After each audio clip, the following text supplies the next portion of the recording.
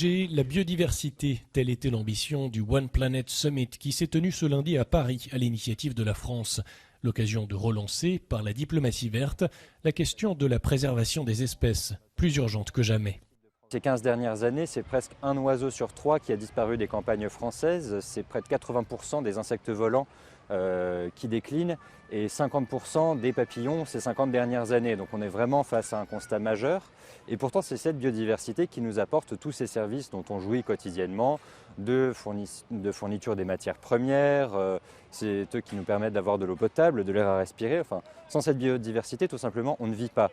Une trentaine de dirigeants ont de nouveau plaidé pour la mise en place d'un programme global en faveur des écosystèmes à l'approche de plusieurs rendez-vous importants en 2021.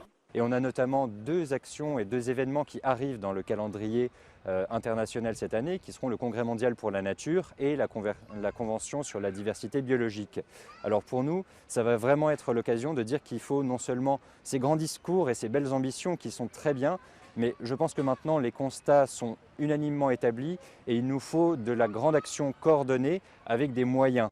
Le One Planet Summit a été lancé en 2017 par Emmanuel Macron suite au retrait américain de l'accord de Paris.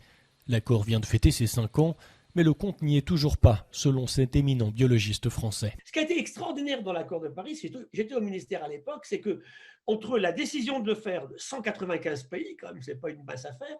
Deuxièmement, on le ratifie en moins d'un an. 4 novembre 2016, c'est ratifié. Mais qu'est-ce qu'on fait sur le terrain, Cyril? Donc c'est là qu'aujourd'hui, il faut le reprendre en considération. L'accord de Paris, il était chouette sur le papier, mais il n'y avait aucun engagement financier. Regardez l'accord de Kyoto sur le climat, la France avait signé. Je crois que sur les 195 pays qu'il avait signé, il n'y en a même pas 5 qui ont respecté ça. Qui respecte l'accord de Paris? Quelques petites îles du Pacifique, parce qu'elles sont en train de voir l'eau qui monte partout autour. Le sommet ce lundi a permis de faire un point sur la coalition pour la haute ambition qui compte à présent plus de 50 États engagés pour protéger au moins 30% des terres et des océans. De la parole aux actes, répétition générale en quelque sorte ici à Paris avant une série de sommets internationaux cruciaux en 2021 tels que la COP15 en Chine. Des sommets qui ont été reportés en raison de la pandémie de Covid-19 qui a fait de 2020 une sorte d'année blanche pour le climat. Cyril Fourneris, CGTN, Paris.